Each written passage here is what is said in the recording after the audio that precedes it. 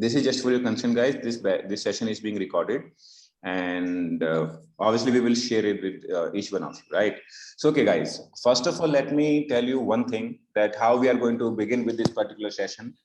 I would want that this session should be interactive as much as possible. The very first requirement will be here, being interactive. Whenever you have any question related to anything, like the topic which we are going through, if you have any question related to that, do not wait for me to ask you a question. Ask it right away. That is what we are here for, right? Second thing, post every class, we are going to share the particular stuff with you, like the videos which we are going to have. I will not provide any PDF file to read. Why it is so? Because everyone has a different style to prepare its own notes. So as and when it is recommended or it is required to point out an individual question that this should be made as a note, you will have a notepad and a pen in your hand. You will keep on writing the questions as well as answers within your own language. Right, guys? So now let us begin with, right now we are here for DevOps. So guys, let me ask you a question. What is DevOps? Who will answer the question? What is DevOps? So basically DevOps is a methodology, and you can say it's a culture. So by combining development and operations together so that they can work parallel. Okay, that's fantastic. Ashutosh, I have a question for you. Why do we need to combine two different positions? Why developer cannot do their work and why operation team cannot do like its own work? Why there is a need to clubbing things? Because I mean, like when we are saying development, so once something is being built or it's developed, then it undergoes testing, right? And I think then it will be pushed, and to combine all these things together, so to save the time and money, and that's what my understanding is. So I'm not to save time and money. Yeah. Okay, great. Sounds good. Okay.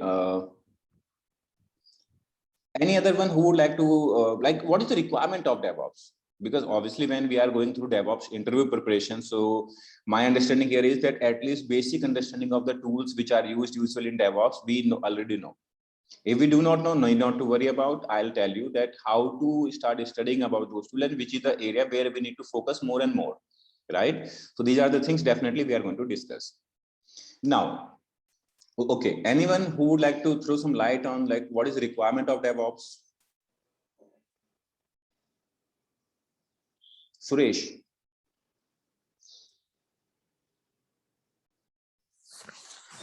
Requirement in the sense, like, I mean, it's a combination of tool, process, and people. Okay. So requirement means, like, I mean, in terms of tools, there will be tools and some practices and processes to be followed. Okay, great. And team culture also, like how, I mean, the process that they have to learn or they have to follow. Okay. So guys, first of all, let me tell you one thing, that whenever we are talking about culture, so DevOps is a particular combination of multiple roles and multiple profiles, right? So now let me tell you first of all that what are the profile which you can be part of, right? Being DevOps.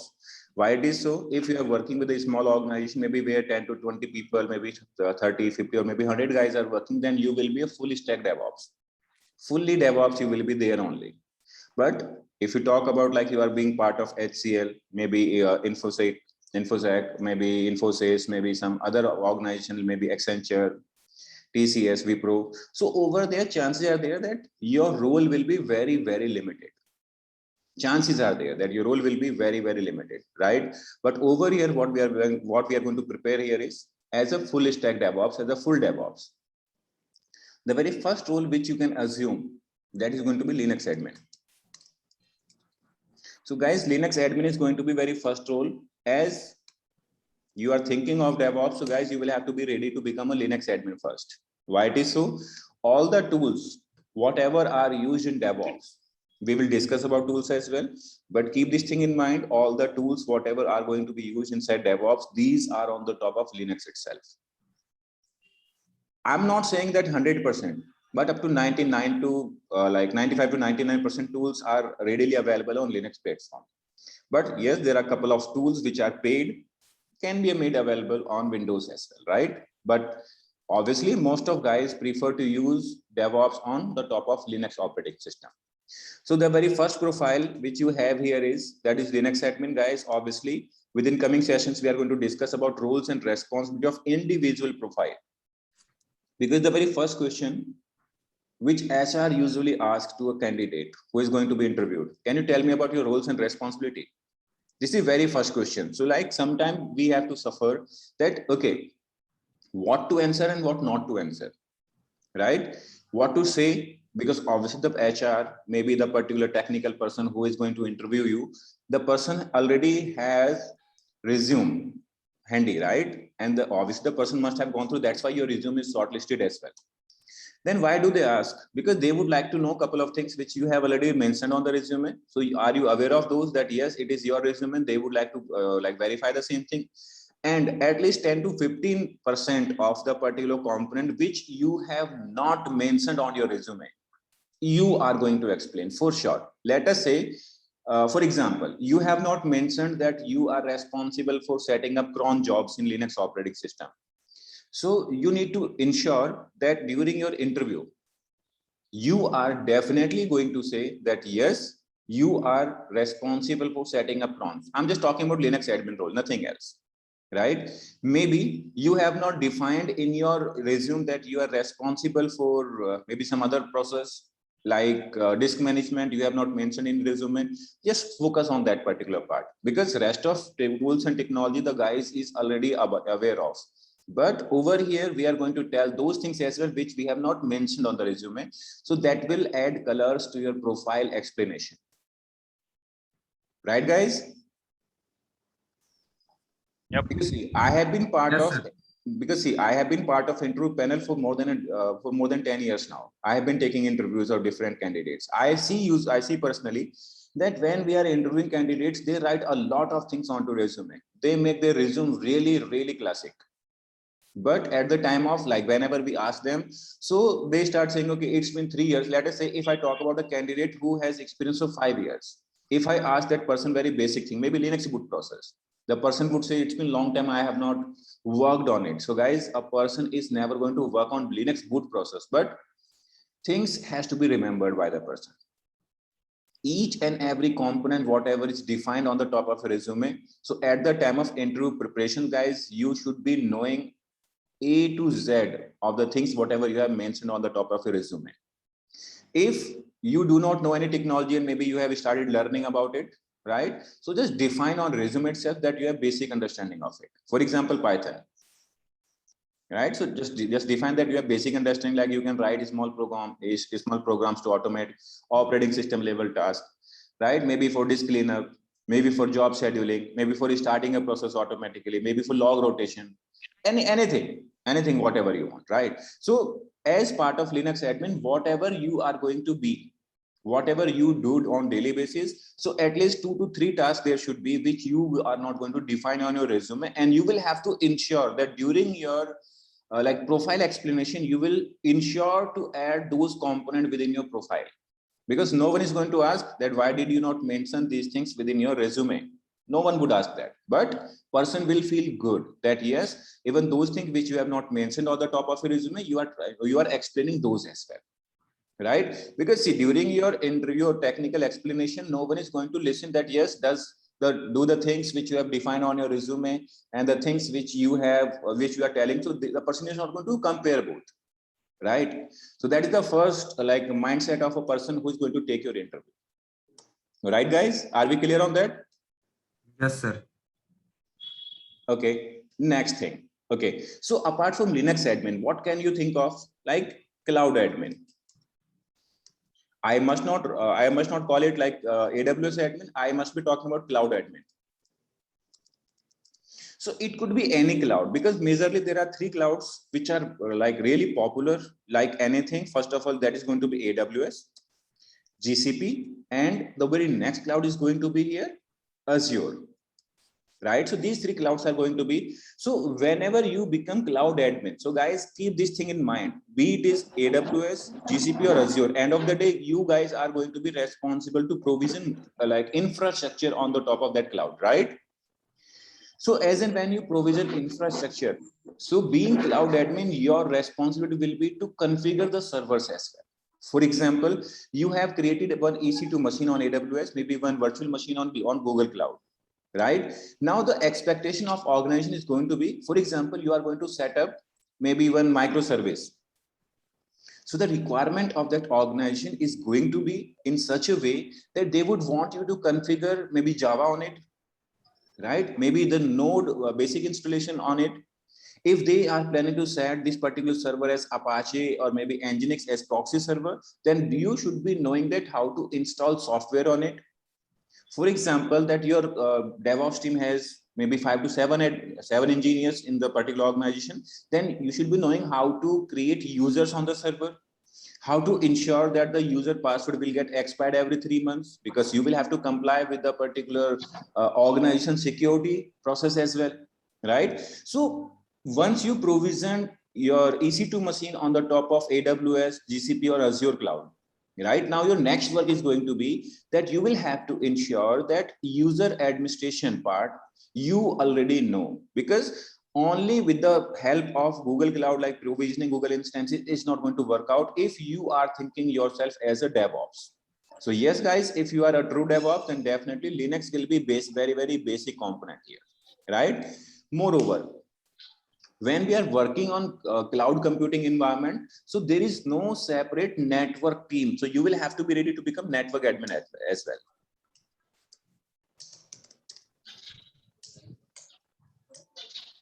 So guys, network administrator, obviously you guys will never get a chance to work on routers, switches, hub, and maybe like repeaters and other devices. But then how can you call yourself as a network administrator? For example, when you are designing a VPC, so obviously you should be knowing that how you are going to provision a server. You should be knowing about it, that what is going to be IP address range here. For example, you are going to have multiple VPCs in AWS. So you will have to be responsible that, okay, if I have selected any specific range of IP addresses, then how will I be able to create n number of different network, like network range, right? So that part you guys will be managing. So at least basic network administration, like what is IP addressing, you should be knowing. What are the classes of IP address, like A, B, C, D, and E. A, B, and C classes are usable. Every single IP address class has two type of IP addresses, maybe public and private, right? So you should be knowing about private IP address range. We will discuss about these things in detail in coming sessions. But for now, I'm just telling you that what are the expectation of a person who is going to take your interview. Because see, if I talk about like any AWS admin, I usually ask about VPC, and as soon as a person starts explaining that VPC has a CIDR value, I usually ask, I know the person knows about CIDR value. I usually try to understand that how much does he know about networking. I would ask maybe the particular private IP address range of B class. If the person explains, it could be possible that I might not ask any other question on the top of VPC, because VPC creation is very easy task. But the basic understanding behind the scene is networking. Because see guys, VPC is all about networking. If a person is well aware of subnetting, CIDR creation, and mapping of CIDRs with a VPC, how the person is going to ensure that VPC peering will go through, it will not create any problem while we are going to go for VPC peering. So if a person knows about subnetting, then only it will happen, otherwise not. So the expectation of interview here is not about Linux, because see, whenever you are going to work with Linux operating system, you will have to define one IP address. For example, if you get a chance to work in such an organization where people are working with data center, so you will get a chance to work, you will get a chance to define IP address manually first of all, right guys? So these are the things which you should be knowing. After that, when you talk about like what other profiles can we have, so obviously guys, you can be part of ops team, because what does operation team work? So like Linux servers are there, these are provisioned with the help of AWS team or maybe cloud admins, they have provisioned it. Now operation team is going to be responsible to handle these instances, these servers, They will get a chance like Linux admin team is going to provide them access. Now operation team is going to be responsible to install software, rotate logs, ensure that like server is not running with very heavy load. If it is very high load on the server, then they are going to be responsible to ensure that yes, application should be running smooth. Right guys? So these sort of things we will have to manage. Then after, one more very like there is a buzz in market for SRE, like site reliability engineering. This is also very popular profile. So major difference between SRE and DevOps. Is there anyone who can tell me that?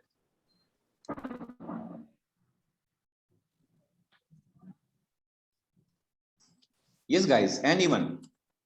Sir, I believe SRE is end-to-end taking care of things. And what about DevOps? SRE is for infrastructure provisioning. Right. Okay, and what about DevOps? So do DevOps provision infrastructure or not? Yeah, we also do within that. Then But I think it's site reliability is like managing infrastructure. I mean, making it highly available all the times, and you have to take care of things end to end. now you are caught. Why it is so, buddy? Just listen. It means if you are saying that to ensure high availability, the task of DevOps, like SRE team. So if there is no SRE culture, that infrastructure would not work 24/7, or we are not going to ensure high availability.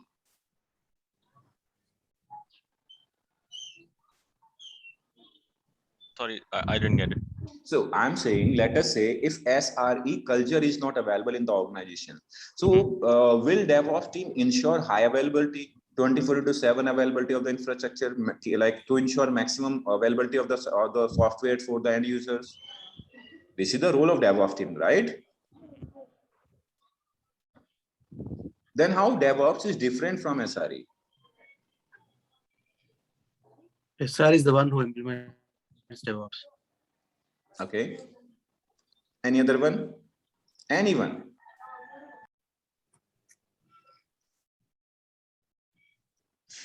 In DevOps, we need to automate the processes. Like we need to write scripts to automate the processes. Yes, that's the key difference. What happens here? See, there are two ways to get the things automated. The very first thing here is being DevOps. If you see this particular word written here, DevOps, so what comes first? Dev, right? We are supposed to work at developers as well, right? So dev comes first. Operations come later on, right, guys? So when we are talking about dev and ops, so guys, we have to understand this thing, that DevOps team is majorly responsible for automation stuff, so for provisioning infrastructure.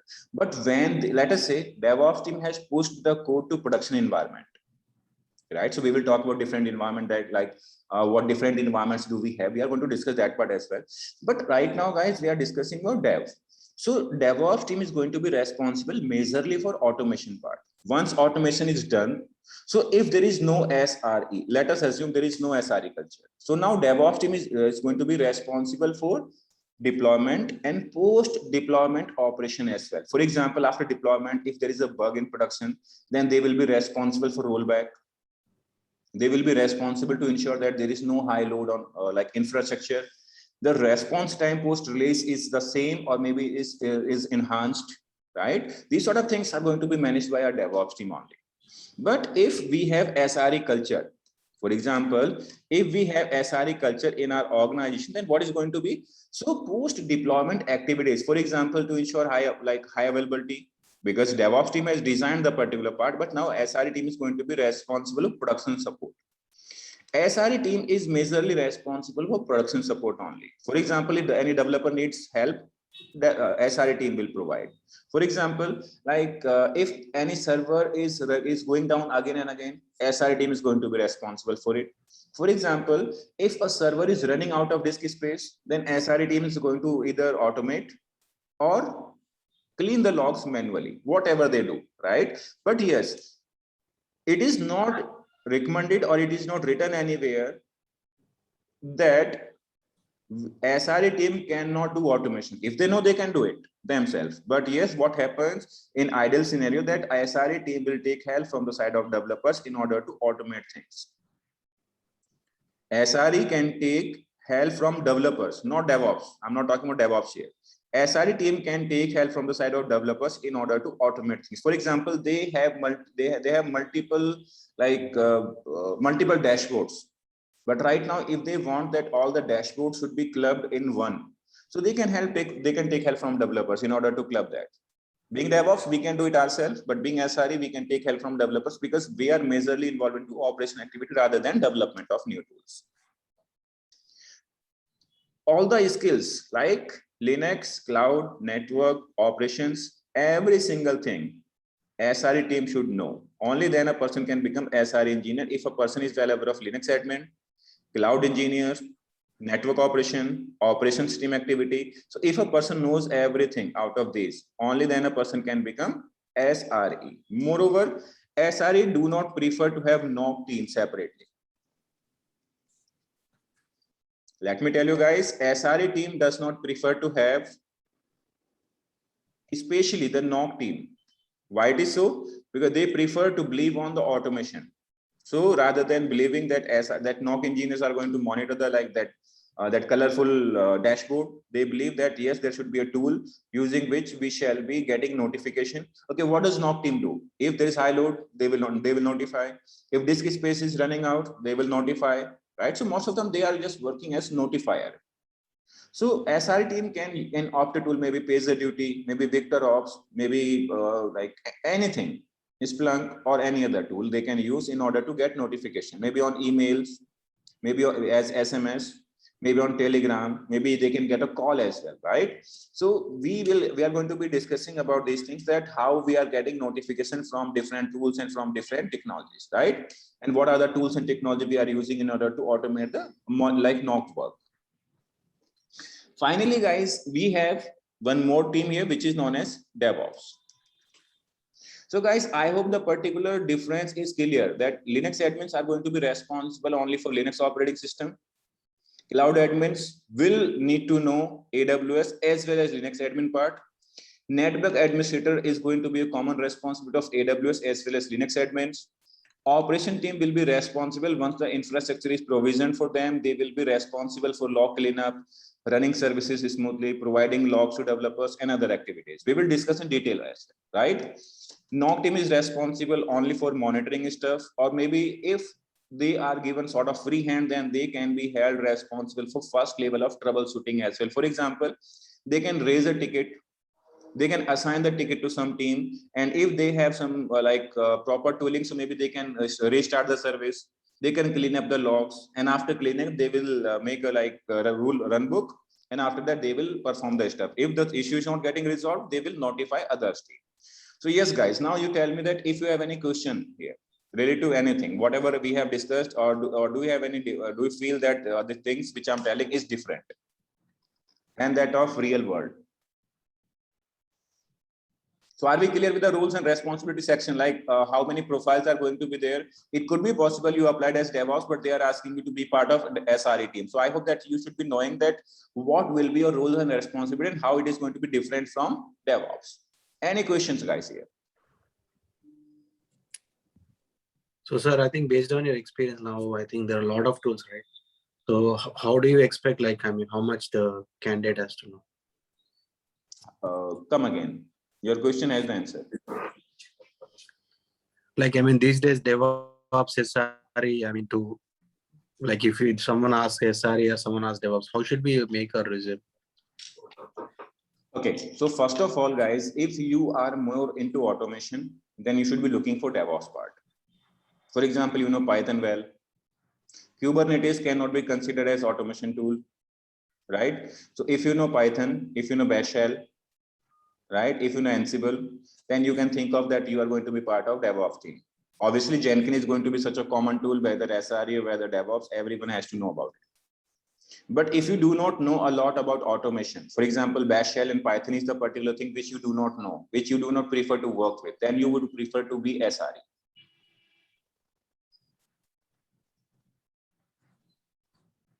Because either developers or DevOps team will automate the things for you. Now the things are automated. Now you are going to operate them in a smooth manner.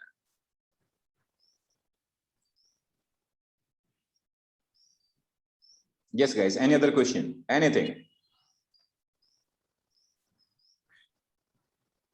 Yeah, hi, this is Madan here.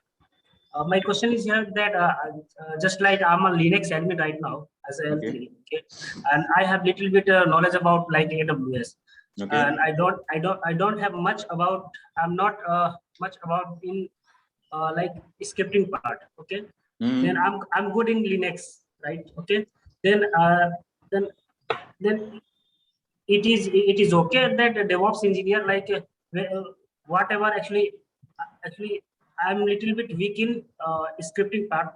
Then in DevOps is scripting is compulsory or not? Well, Madan, let me tell you, it is not mandatory to have scripting as DevOps. Why it is so? Because there are some engineers who are very, very good with Linux part, and other engineer in DevOps team, the person is very good with automation. So when we hire a DevOps team, so we have to think this thing in mind that we are going to have a combination of different guys. For example, if someone is very good with Linux, so we need a Linux engineer in DevOps team. Someone is very good, the person does not know a lot about Linux, but yeah, the person is very good with automation, maybe related to Jenkins, Docker, Kubernetes, Ansible, maybe your Chef, Puppet, and other tools. The person knows very good. So obviously we can ignore that particular weakness of that person, and we can hire the guy. But that will be depending on the particular position, the requirement or the opening which you call it. So that will be depending on that stuff, that position, that JD basically. Because most of the jobs, as I faced, actually, they interviewer want that one scripting must you know. See, like when we write JD, so that is common. So I have seen one JD like that was like floating on LinkedIn. I must say. So they were requiring that a person should have at least 10 years experience with Kubernetes. How does it make sense? Kubernetes is not itself with like 10 years old. Then how can a person have 10 years experience on Kubernetes? Is it practically possible, guys, to have 10 years experience on Kubernetes? No. But obviously that JD was requiring to have 10 years experience in Kubernetes, even before the tool was developed and released to public. So while people writing JD, they do not focus a lot on it. And that was from a reputed organization, like big brand MNC. Because HRs are going to write down the level of experience. For example, if they're hiring for a manager, they will define that 10-year experience in Kubernetes, right? So that's the thing. Well, the roles and responsibility which we are talking about here is, now we are going to talk about like what are the particular different environments do we have and other stuff. But before that, I would like to ask, if you have any question, you can please feel free to ask. Sir, one doubt for me. DevOps is the part of automation, right? Automation means it's a part of scripting or something else. Well, dear, let me tell you this thing that DevOps is not all about automation, because the second component here, which is known as ops, like once you have automated the stuff. So as I told you in the beginning, that there are two type of organizations where we can work. The very first one here is that the big brands like HCL, Accenture, TCS, Wipro, IBM, Infosys, and others. So over there, like a DevOps does not get the access to 100% tools, whatever are being used there, right? So over there, either a person will be working on maybe Jenkins, maybe Git part, right? Maybe on Linux server only, maybe on cloud only. So there is no such DevOps culture in big organizations.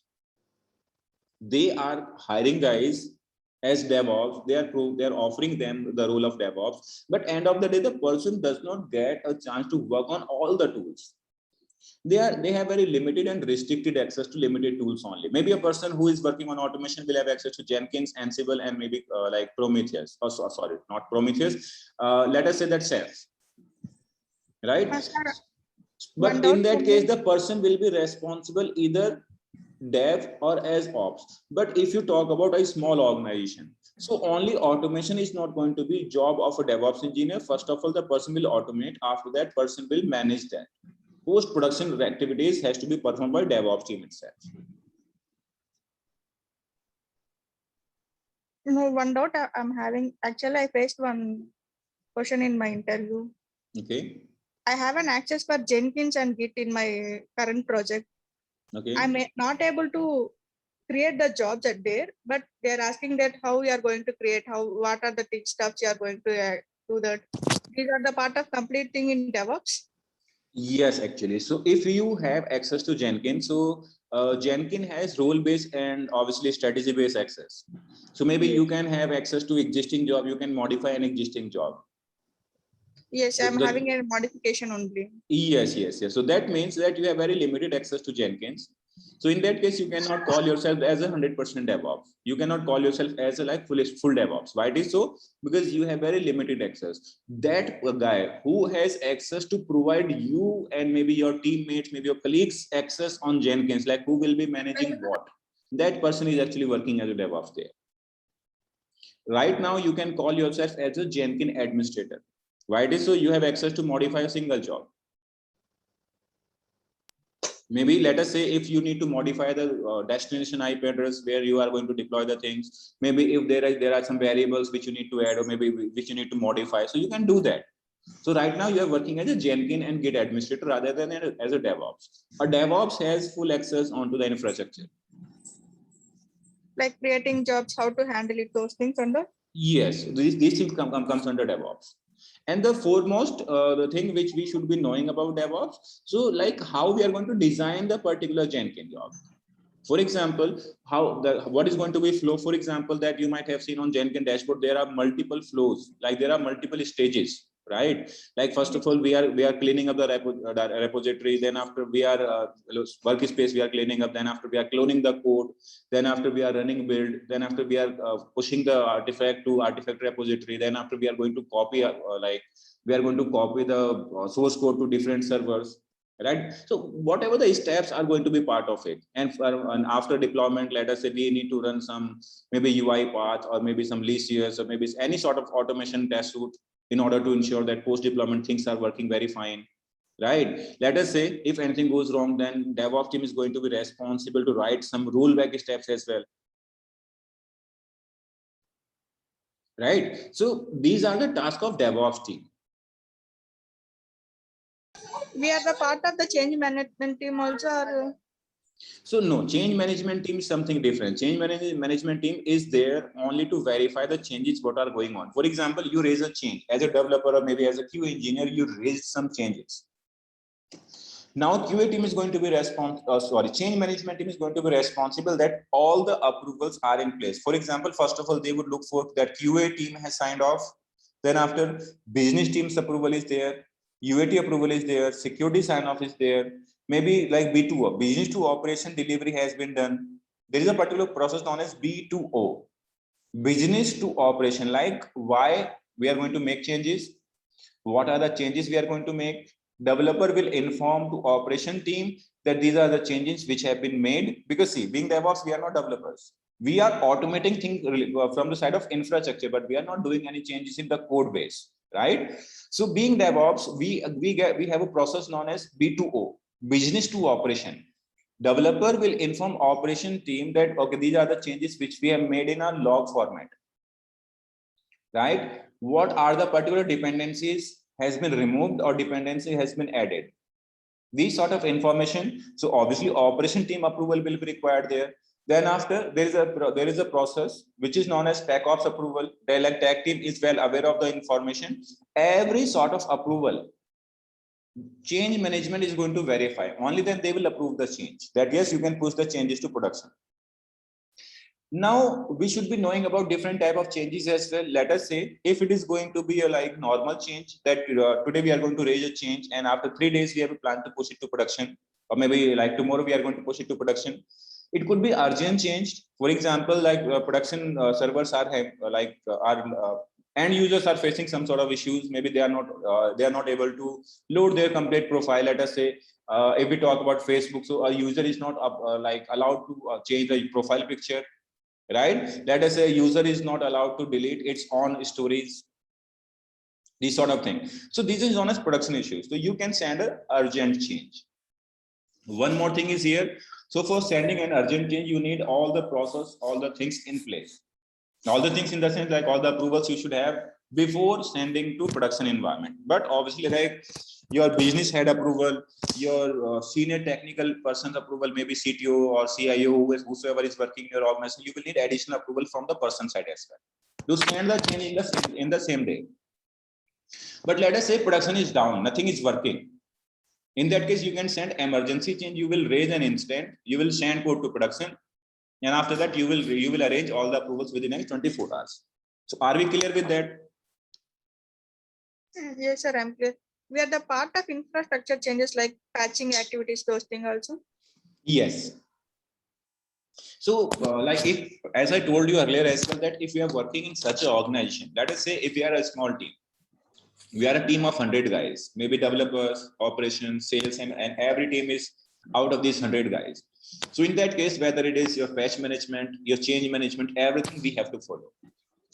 For example, that if you are part of DevOps team and only 5 DevOps engineers are there, so in that particular team, we are going to be working as change management team as well. Why do so? Because before doing any sort of deployment, we will have to verify that yes, all the approvals are in place. Right, because at the time of audit observation, if there is anything which comes into place, so we are going to be responsible to provide the artifact against that particular deployment. It happens, let us say there is a particular change, maybe A, B, C, X, Y, Z. Any change we have, any CR number, change request number we have. So a particular auditor might ask you, okay, I would like to see the artifact and the particular SonarQube status report against this particular change. So being DevOps, you guys are going to be responsible to provide the report, whatever the person is going to ask. It could be possible the person might ask, okay, I would like to check the Jenkins job, like what time it was executed, whether it was before getting approval or after getting approval. First thing. Second thing, the person might ask you, okay, I would like to see the artifact on Nexus repository or maybe artifact repository, wherever you pushed all the artifact. You need to capture the report which is generated from the side of SonarQube, whether how many bugs were there, how many like duplicate lines were there, like the particular status report of that SonarQube dashboard. You will have to show to that particular auditor. So to collect all the artifacts is going to be task of DevOps team only if the team size is very small. But yes, if you are working like in IBM, Wipro, Accenture, maybe any other big organization where there is separate change management team, so they guys are responsible to monitor and to capture the artifact and to verify the artifacts only. I hope that makes sense. Yes, sir. Thank you. Any other questions, guys, here? If you have. We can ask any interview question, any related questions like AWS, Linux, anything we can ask. Any questions related to this course, right? Yes, within this forum, you can ask any question, whatever has been asked to you ever. So definitely we will be discussing. Let us say we are going to start with Linux, DevOps, AWS. So everything will be covered here. And but yes, guys, let me tell you that if you guys are aware of the tools and technology, then it is good. Otherwise, I'll be telling that, for example, 5 out of you guys do not know about Kubernetes. So while I'll be discussing about Kubernetes section, so I'll tell you that in which particular area you are going to focus more and more. That sort of thing we will discuss here. For example, you are not aware of Jenkins. So when I'll start telling about Jenkins, so I'll focus that these are the particular areas where people like to ask more and more questions. For example, Jenkins. So people are really keen to know about rollback process, that how do you roll back the changes? When you talk about Jenkins, so they prefer to know about like what are the type of these pipelines do you write? What is the difference? Why you selected this one? So that selection process, that these sort of things people like to know, right, guys? So are we clear with the particular different profile which you can be offered based on your experience, based on your skill set? Are we clear with that? Yeah, I think, sir, it would be great if you just let us know the how we are going to proceed with the course. Yes, I'm coming to that only, because see, first of all, the particular myth which people have that DevOps is God. So that is not the right thing. So that's what I was trying to explain here, that being DevOps, we are also limited to some limited tools and technology. There could be different profiles based on the team size and others we should be knowing. So guys, how we are going to proceed with this particular course? So guys, obviously we will start with Linux.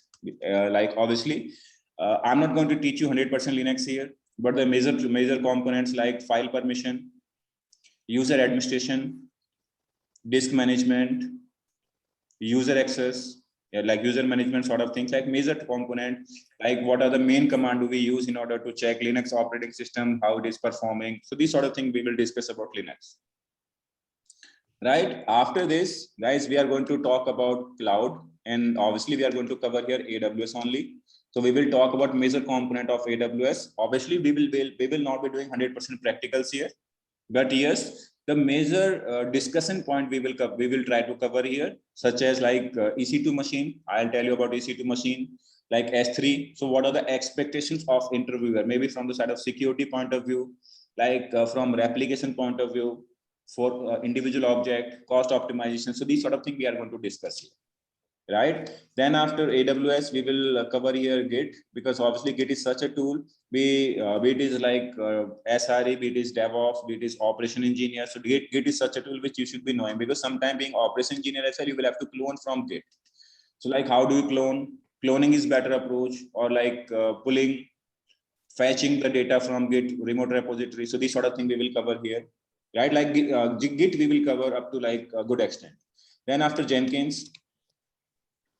So from installation to job creation and the major options of Jenkins we will cover here. Then after, we will talk about Docker and K8s. Earlier it was not part of this particular interview preparation section, but as per the demand of most of candidates, so I have added Kubernetes as well. We will try to cover that what are the, for example, like someone might try to know that what is Helm chart. How do you trigger deployment? What are the strategies of deployment do you follow, right? Like how do you ensure high availability within Kubernetes?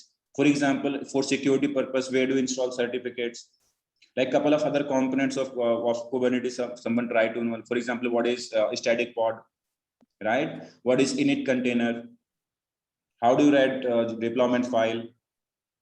Do you write Jenkins deployment file, or there is some other one? So how we are going to answer these sort of questions, we are definitely going to discuss within this particular session. After Kubernetes and Docker, guys, we are going to cover here Ansible. Ansible we will cover here. So like, what are the type of playbooks have you written so far? Because see, most of guys who have already worked with Ansible, so no need to tell about that. But yes, guys, couple of Ansible playbooks you should be knowing. For example, like if there are 500 servers and you need to modify a single line in every single server. So how you are going to do it? Obviously, you will use Ansible here.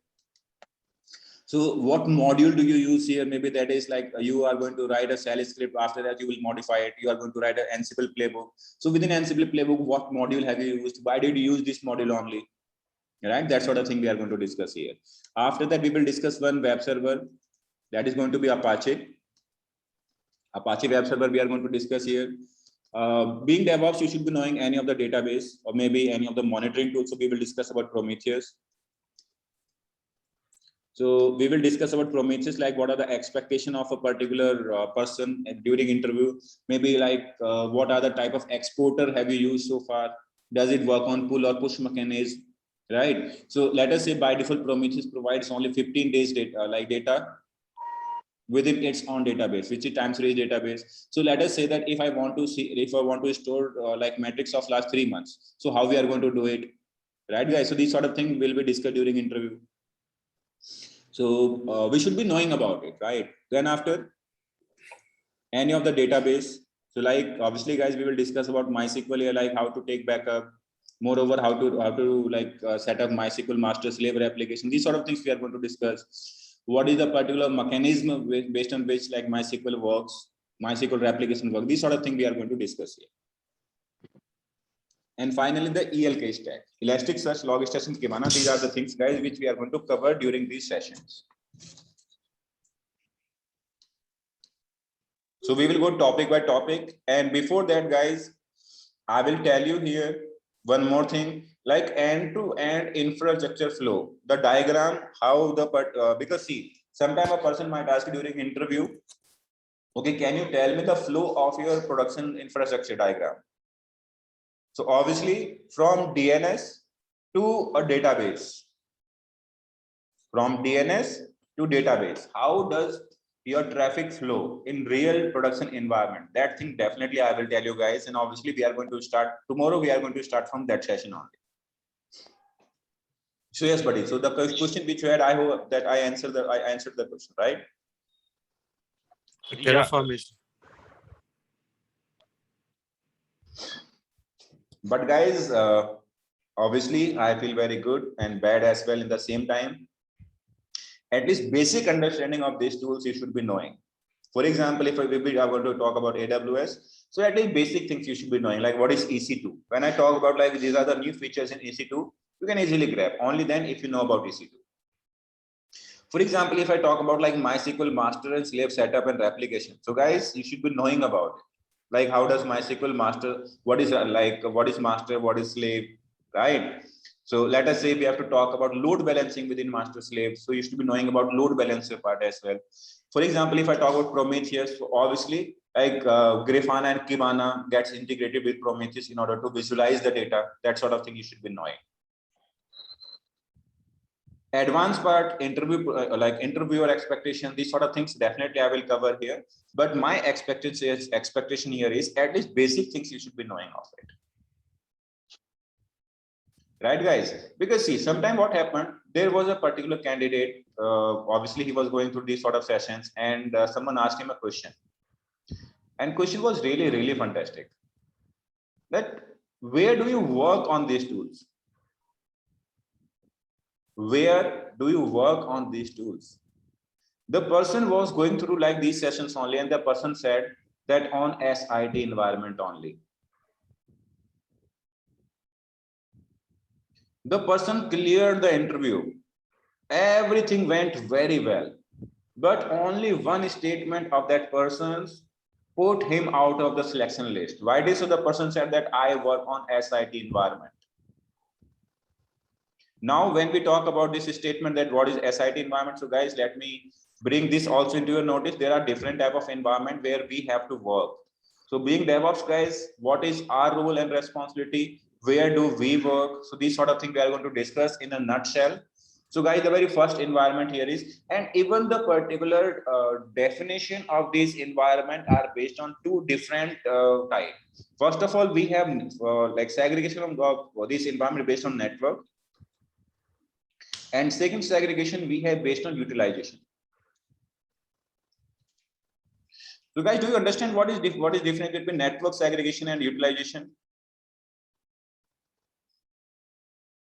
Anyone? Utilization will come under production. Okay. Network, it will be like testing, like.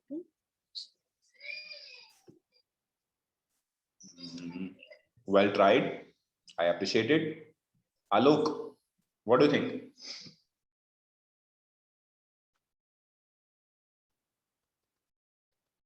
I think network is based on different network segments, and the utilization is based on how much the space, or I'm not sure, but based on some certain kind of utilization, be it storage or CPU, something like that. See, buddy, let me tell you one thing very clearly here. If you are not sure even, then you can answer. Why it is so? Because we are here to make the things clear. Right? So do not feel that you might give a wrong answer. If you give wrong, then I'm here to rectify. Abdul, what do you think?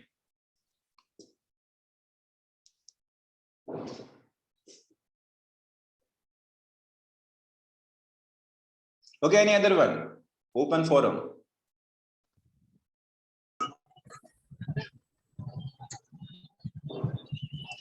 Roshan? I think network is basic blocks. Sir. Without network, I think this whole IT setup is like won't be work.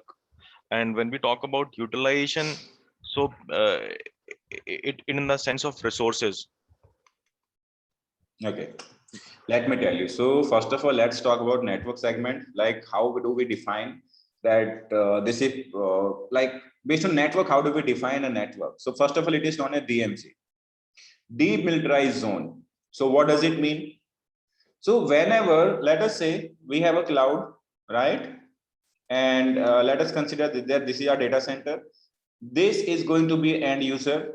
So this user is coming over internet. This user tries to hit our website. Now, wherever the particular user will hit very first time, so that particular server is kept inside DMZ zone. So these servers are kept behind our major firewall. In most of cases, only port 80 and 443 are kept whitelisted for these servers, because these servers are majorly application or web servers, right? Maybe it could be Tomcat, it could be Nginx or Apache. These servers are kept under DMZ zone. Why it is so? Because these are very, very sensitive and these are open to public. So most of hackers, if they try to access, so these are the servers, these are the components where like we have to assign public IP address as well in most of cases, because sometimes we have to expose our APIs with the help of these servers to our third-party vendors. For example, like Vodafone and Airtel, maybe Vodafone and maybe Reliance. Let us say if these two components, these two vendors are going to utilize service of one another, then they will need a public IP address in order to expose or in order to consume the API of any other vendor, right? So DMZ is the particular zone, like demilitarized zone is the particular network segment, network area where these servers are kept, which are exposed to public. Second thing, prod, or you can call it production environment as well. So prod environment is basically that environment where our business logic servers are kept. For example, you are talking about application servers, right? So where major application servers are running and these servers do not have public IP address, these servers are kept inside prod zone. Third thing, obviously, like I forgot the name, but yes, I guess Lakshmi said right, that yes, T&D, test and development. These servers are kept in such a way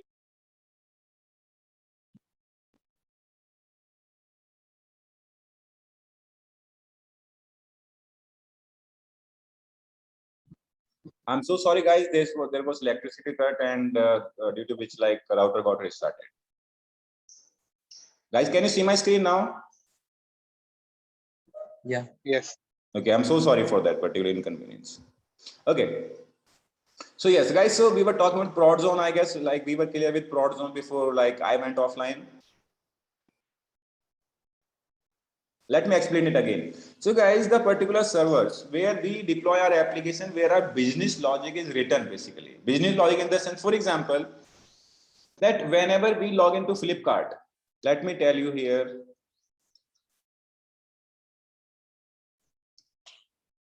Right.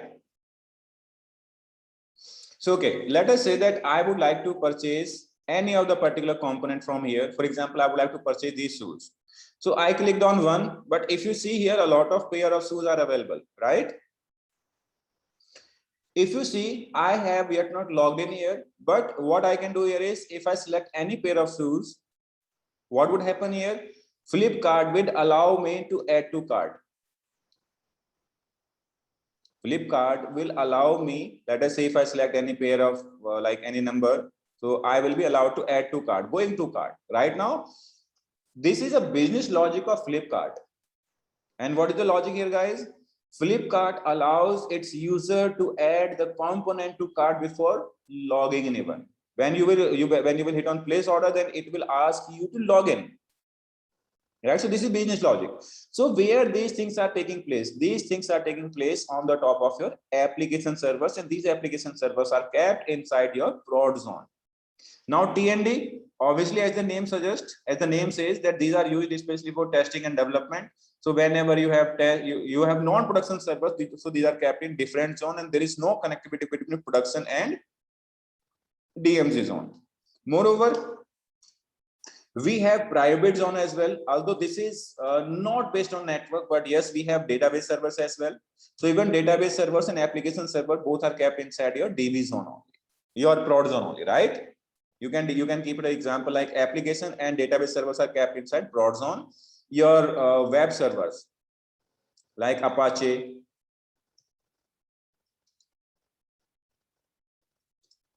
maybe Nginx, and other web server, whatever, maybe in case of Windows IIS, you can think of, right? So these sort of servers like Apache, Nginx, IIS, application, maybe you can think of WebLogic, Tomcat, JBoss, maybe Maria, sorry, not Maria, you can call it like Magento, WordPress. These sort of servers are kept inside prod zone. And database, you know, like Oracle, Postgres, MySQL. So database servers are also kept inside prod zone. Any question here so far, guys?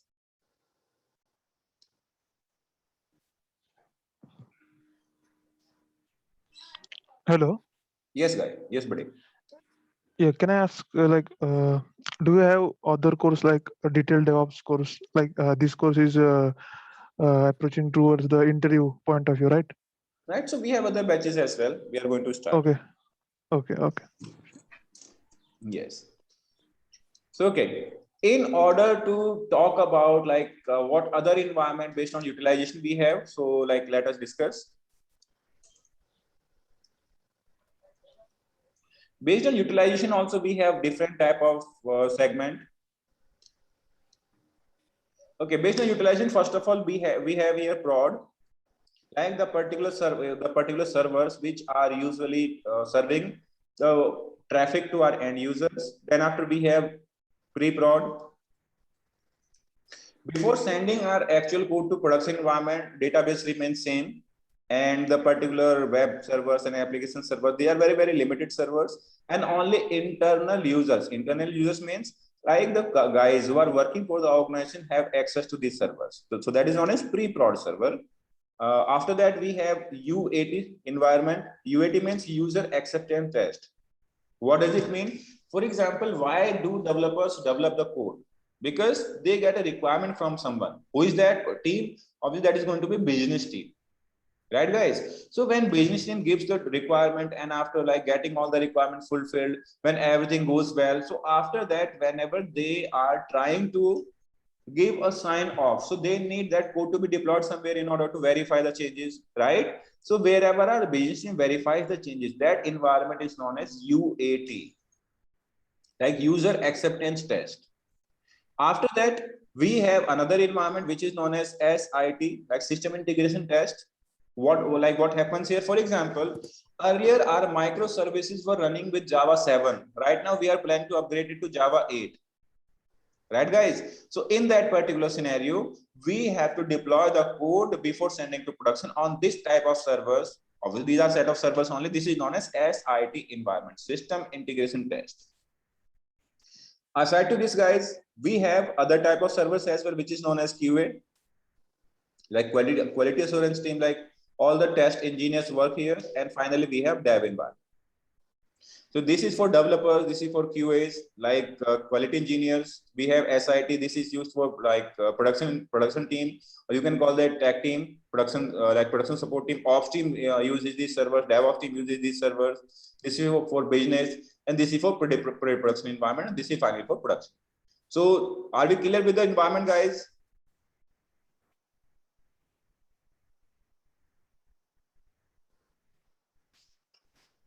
Yes, guys, are we clear with these different type of servers? Yeah. Okay, any questions so far, guys?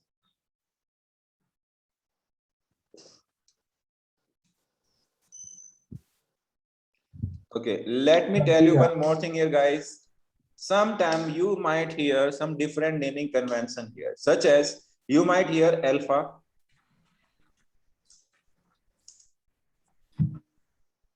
beta, gamma. These type of names also could be possible that you might get to know about these type of names as well: alpha, beta, gamma, delta. Right? So these naming convention can also be utilized.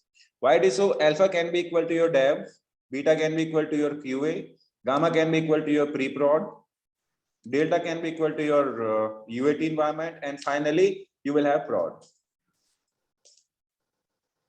Right? So naming convention could be different, but the uses, as we are talking about dev, QA, SIT, UAT, pre-prod, so same thing, like different naming convention like alpha, beta, gamma, delta. These type of name can also be utilized in order to go for like this type of utilization environment.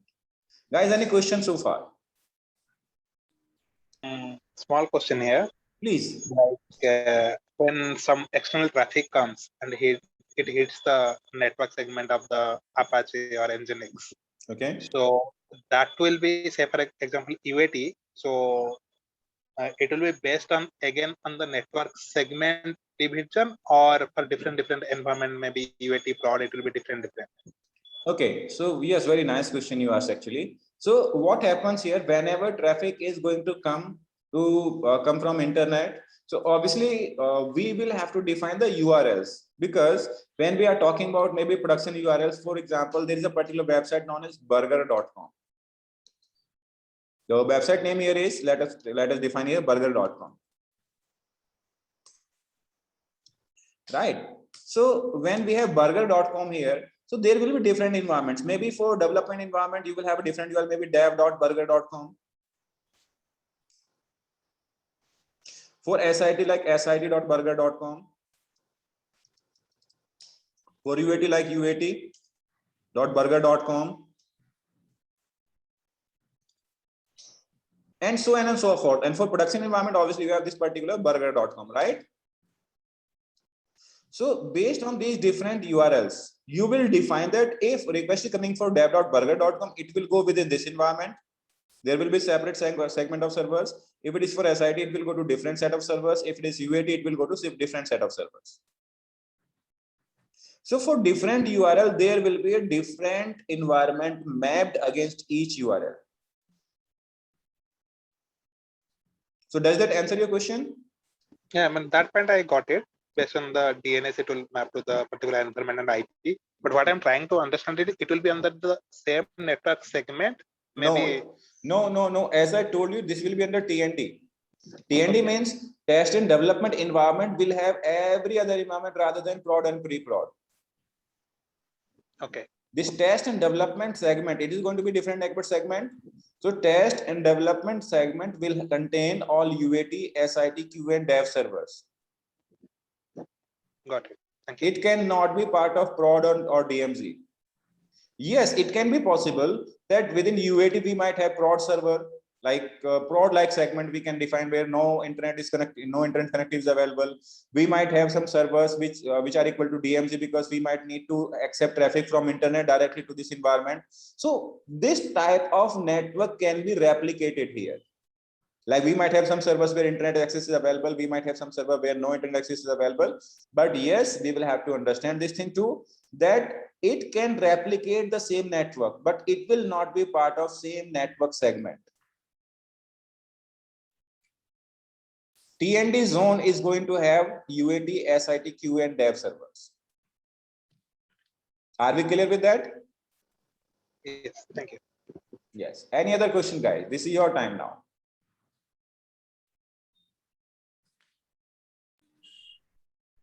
Sorry, you haven't mentioned Terraform in there now, the tools. So if you want to know about Terraform, I can add that as well. But see, what happens here is Terraform is required only in that condition when you are working with any service-based organization.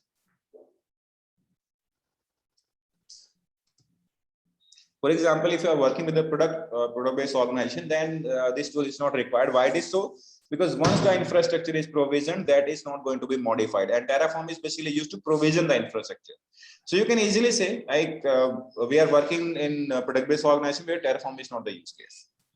If you know, then definitely I would like to explain the particular use cases, the particular interview questions, the particular expectation of interview, or this sort of thing I can easily explain.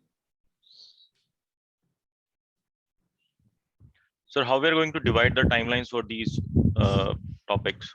Okay, subjects? So if you talk about timelines, so this particular course will be covered within 30 to 35 hours. So for example, if we are talking about Git, so 35 to 45, or maybe like 1 hour we can expand here. Like if it is going to be AWS, at least 4 hours it will take, because we are going to cover 5 to 6 different topics here. Linux will take 5 to 6 hours majorly. If we talk about Kubernetes, this is going to take at least 3 hours. Right? We talk about Ansible, maximum 1 hour it will take, because see, like we are not going to start from very scratch, like what is Ansible, how do we install it. We are going to talk about use cases here, right? Then after we talk about Apache, so what are the major thing which we need to know? For example, like someone might ask you, what is rewrite rule? What are the modules in Apache you are using? That sort of thing we will discuss. What are the major configuration component which people try to know? Prometheus, backup, restoration, like what are the backend of databases, what type of module we are going to use here, what type of exporter we are using, these sort of thing we will define. So obviously, guys, like good enough time will be given to individual tools.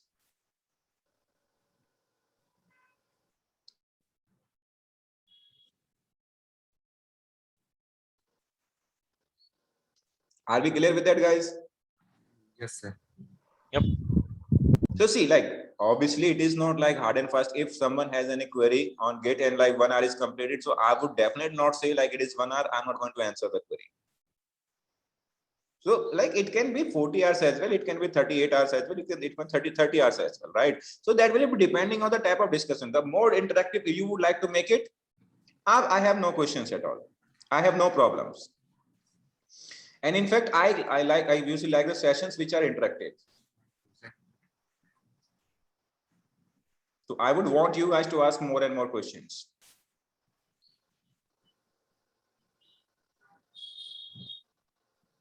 Sir, I have one question.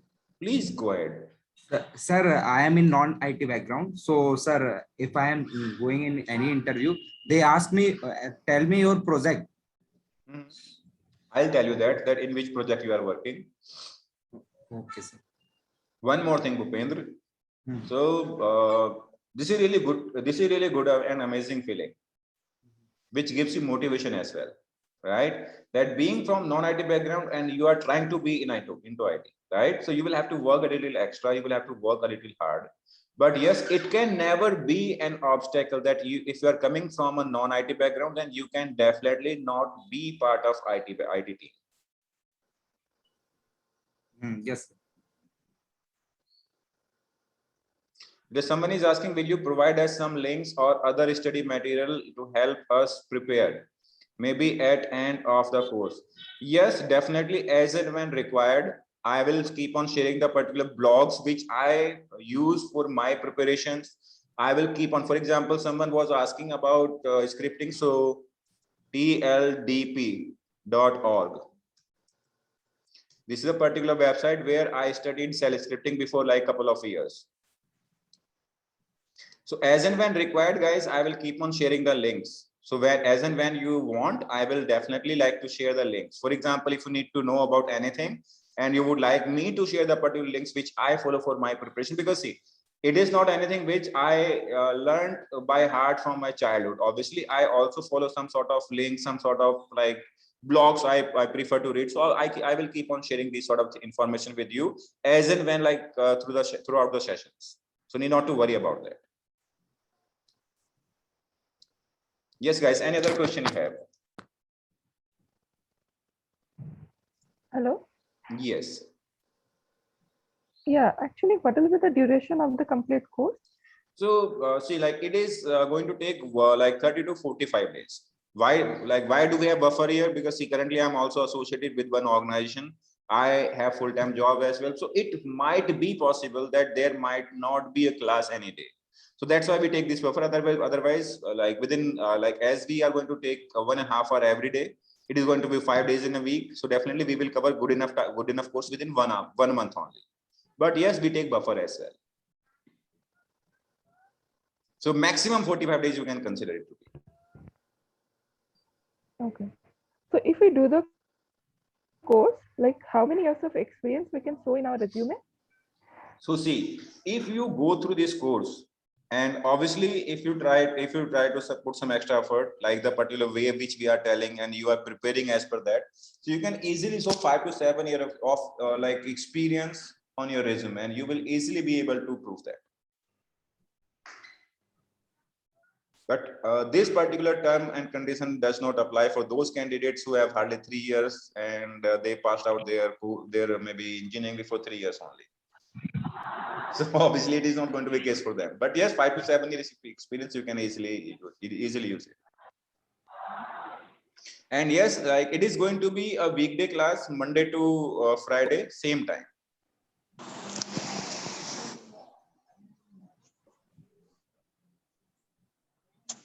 So guys, timing are going to be remain same, 8 to 9:30. Yes, sometime like 2 to 5 minutes, like earlier, like before, earlier or before, like we can handle. Otherwise, like same time is going to be there, 8 to 9:30. So now your time, guys, for feedback. Any feedback for the session? Kinder, I have one general question. Yes, please. Yeah, so some of us, from non-technical background, and some of our different platform, such as a Windows platform guys, how strongly we can come up with the course, like with extra effort and then learning on different skills, what you have showed in the display in the screen, and what extra effort we can give for learning all this services. See, if you talk about result percentage, I'm the example. I have done my BA, like Bachelor of Arts only. I'm leading a team of approx 50 guys as of today, working as working in senior management into core IT technology. Yes, what extra effort did I put? So whenever and whatever I studied it thoroughly. Only overview was the thing which I never studied. For example, if you are coming from a Windows background and you are trying to become Linux admin. So for example, when you are talking about user administration, you're talking about disk administration. So try to read as much as possible. For example, like you are going through the particular books of Red Hat for learning Linux, right? So do not skip anything. Anything means anything which is written on the top of book. If there is a particular warning, go through it. If there is a particular information page, information headline, go through it. Do not only run after the commands. Why it is so? Commands can easily be found. Commands you can easily execute, but you should be knowing the consequences, the advantages and disadvantages of the command which you are going to execute on any operating system, be it is production, non-production, SIT, or whatsoever environment it is. So just try to learn theoretical part more and more. See, practicals command you can easily like type on Google example of this command, you will get some sort of example and you will easily execute it. But the back end, the particular the behind process of that command you should try to know. Only then you will be knowledgeable. You can easily become whatever you want. And there is one more thumb rule, Mohan, which I follow. It's been several years. There is not even a single day when I do not study every day. At least 1 hour in a day. Usually I study 2 hours in a day, but there is not even a single day when I do not study at least 1 hour. Even while I'm traveling from my home to office, I usually prefer to read books. This could be technical, non-technical, this could be any blog, this could be like LinkedIn post and anything. But I definitely study every single day. I can skip my food, but not study. That is a dedication. And that is a spirit which we need to have. I hope that answers the question. Right. That was a positive push for us. Yes. So we see, Mohan, like I come from a non-IT background. And like most of guys who are working in my team, these are BTechs or MTechs only, and from good and reputed college as well. Like there are a couple of IITians working in my team. I feel good, not because they are from IITian, but I feel good for myself that I got a chance to work with IITians. Right? So that's the thing here. So yes, guys, any other feedback which you would like to share for the session? Like what would you like to get added here? Or what is the particular expectation which you had and you came here for? So these sort of things if you want to share, so I would like to hear. And guys, please share your contact numbers in the chat box. Yes, sir. I just want to ask one question. Please. It's kind of in one of my interview, they asked me like what kind of a challenges you face. So this is such a common question. Yes. Yeah. So and he also asked me like to please explain the like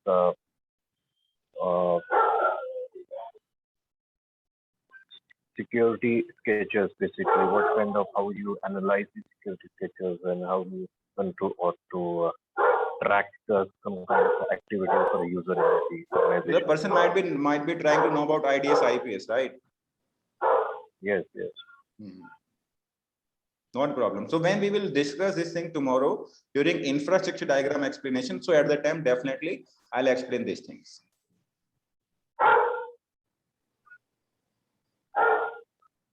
So I'll explain these things tomorrow.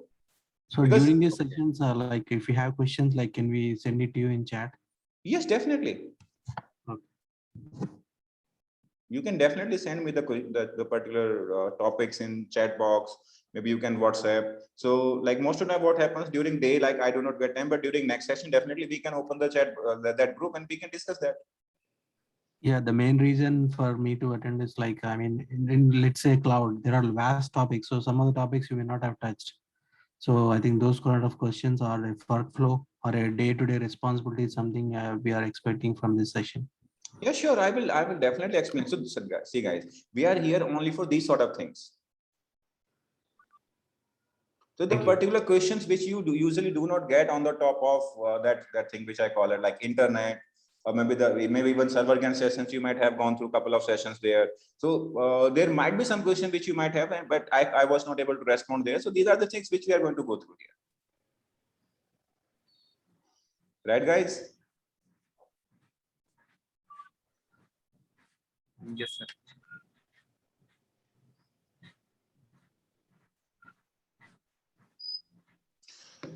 So, okay, guys, see you tomorrow at the same time. If you have any other thing to share, then I would love to hear you, because see, like today we discussed only a couple of things about like how we are going to start, how we are going to initiate.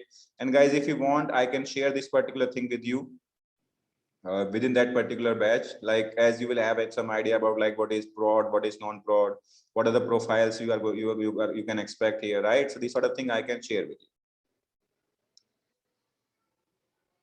But they are some sort of profiling only, nothing else, right?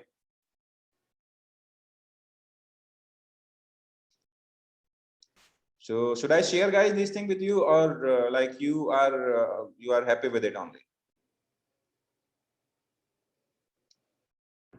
You can share. Great, I'll share. Great. So thank you, everyone. Thank you so very much. Have a good time and happy learning. Thank you. Once again, thank you so very much for your time for this session. Thank you, sir. And thank you for your feedbacks as well, guys, because it always helped me to improve. Thank you, guys. Thank you. Thank you. Bye-bye. Thank you. Bye-bye. Thank you. Bye, sir. Bye. See you tomorrow, same time. Yes, sir.